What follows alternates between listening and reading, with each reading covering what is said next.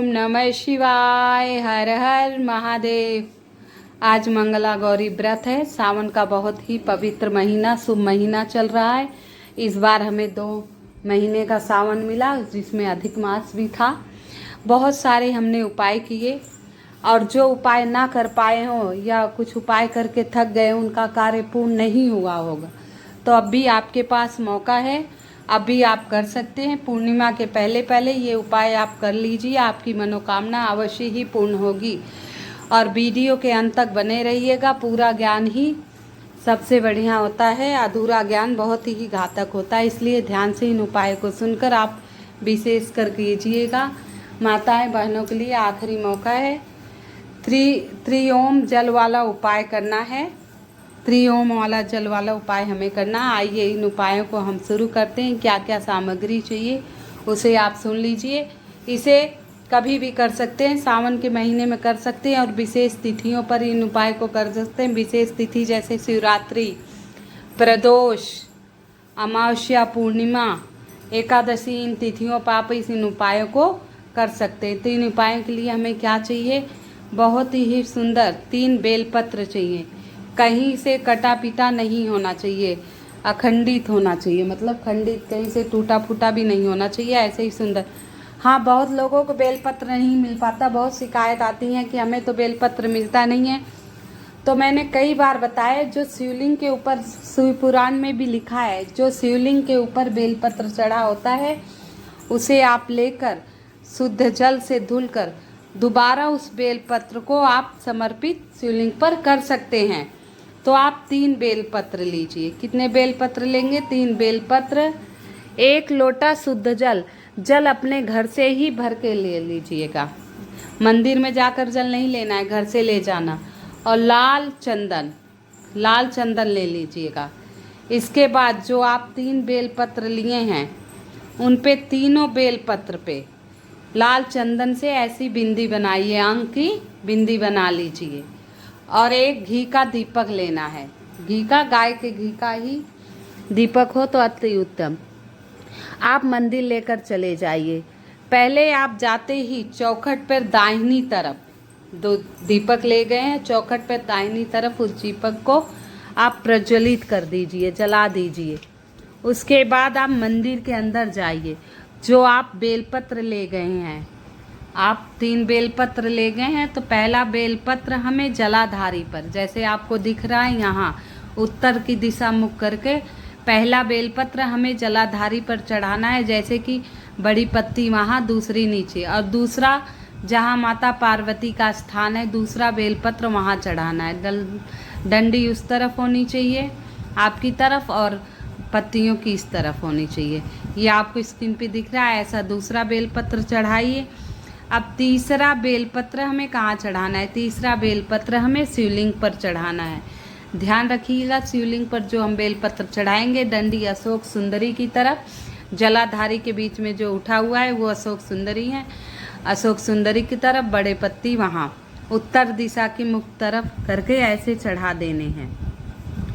उसके इन तीनों बेलपत्र को चढ़ाने के बाद आप जो 1 लोटा जल ले गए हैं, उस 1 लोटा जल को पहले तो हम जो पहला बेलपत्र जलाधारी पर चढ़ाए हैं, जलाधारी पे जो पहला प्रथम में चढ़ाए, तो वहाँ 3 बार ओम ओम ओम, 1 बार ओम बोले, जल डाले, 1 बूंद, दोबारा ओम बोले, फिर जल डाले, दोबारा ओम बोले, फिर जल डाले। 3 बार ओम बोलोगे, तीनों बार जल डालोगे। फिर जहाँ माता पार्वती का स्थान है, दूसरा बेलपत्र हमने चढ़ाया, वहाँ भी ऐसे ही ओम, फिर जल चढ़ाओ, ओम, फिर जल चढ़ाओ, ओम, फिर चढ़ाओ, 3 बार। ऐसे ही शिवलिंग पर जो बेलपत्र हमने चढ़ाया है, वहाँ भी 3 बार ओम बोलकर जल को समर्पित करना है। 3 बार ओम बोलकर जल को समर्पित करना है। उसके बाद वहाँ बैठकर अपना नाम में, जो आपका नाम हो, जैसे मेरा नाम मीनाक्षी त्रिपाठी, गोत्र सांडिल्य, जो आपकी समस्या हो वो समस्या बोल दीजिए, तो आपकी समस्या अवश्य ही दूर हो जाएगी। आइए अब हम दूसरे उपाय की तरफ चलते हैं।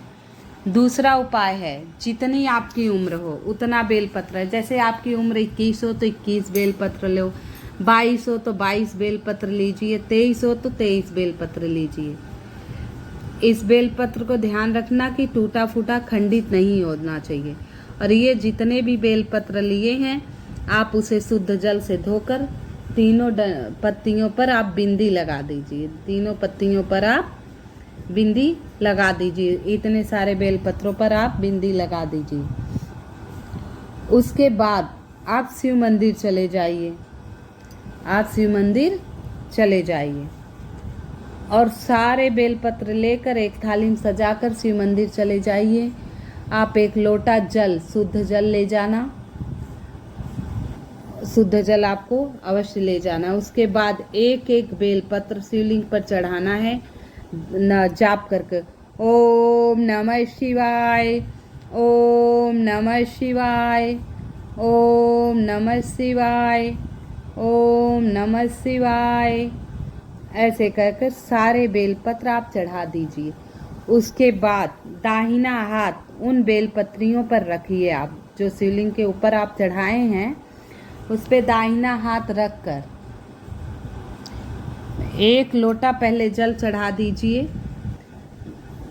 एक लोटा जल चढ़ाने के बाद उसमें से 3 बेलपत्र आप ले आइए। दाहिना हाथ आपने रखकर अपनी परेशानियां तो कह दी। दाहिना हाथ जब रखे सारी परेशानियां समस्या कह दी। उसके बाद आपने जल अर्पण किया। जल अर्पण करने के बाद उसमें से आपको 3 बेलपत्री लानी है अपने घर। 3 बेलपत्री लेकर वापस घर आना है। जो जोत प्रज्वलित करना है, जो जाप करना है वो कर लीजिए। उसके बाद वो बेलपत्री घर लाकर आपको अपनी तिजोरी में रखना है। कहाँ रखना है? तिजोरी में। अब ये कब तक रखेंगे? तो ये आप जब तक दूसरे उपाय नहीं कर लो तब तक। जैसे मंगलवार के दिन अगर ये किया है तो मंगलवार के दिन दोबारा ये उपाय करना है। ये बेलपत्री निकाल कर उस बेलपत्र के पेड़ के नीचे रखी आइए और फिर दोबारा ऐसे ही करके उपाय दोबारा लाकर इस बेलपत्र को फिर तिजोरी में 3 रख लीजिए। विश्वास मानिए ऐसा करने गए तो आपके घर में धन की समस्या सदा के लिए खत्म हो जाएगी। ये उपाय आप अवश्य कर एक बार आजमा के देखिए। प्रयोग करने में आपका कुछ नहीं जा रहा है। बेलपत्री आसानी से मिल जाएंगे। जहाँ बेलपत्री के पेड़ हैं वहाँ से आप ले आइए।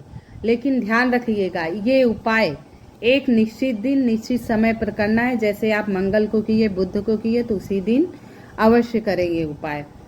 मंगलवार को तो मंगलवार को ही करना। आइए अब हम तीसरे उपाय की तरफ चलते हैं। उससे पहले आप सबसे निवेदन है, जो मेरी आवाज़ पहली बार सुन रहा है कृपया मेरे वीडियो को लाइक एवं सब्सक्राइब कर दीजिएगा और कमेंट में हर हर महादेव लिखना मत भूलिएगा। तो यहाँ हमें सरसों के फूल चाहिए। वो भी 1-2 नहीं, 108 है तो कठिन, लेकिन आप ढूंढेंगे तो अवश्य मिल जाएगा। श्रद्धा जिस काम में होती है वो अवश्य पूर्ण होता है।